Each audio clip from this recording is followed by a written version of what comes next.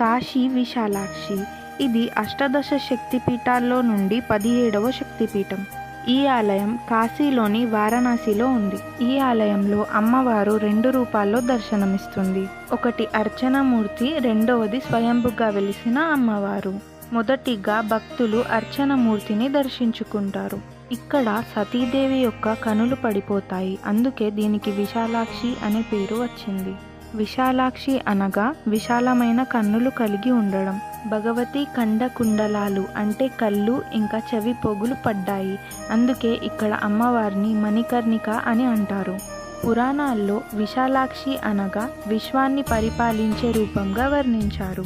ఈ ఆలయంలో మనకి అమ్మవారి శ్రీచక్రాన్ని తాకి దర్శించుకోవచ్చు. ఇక్కడ మరణించిన వారికి అమ్మవారు కర్మబంధాలను తొలగిస్తుంది. ఇలాంటి ఇంట్రెస్టింగ్ వీడియోస్ కోసం లెట్స్ లెర్న్ హిందుత్వ ఛానల్కి సబ్స్క్రైబ్ చేసుకోండి.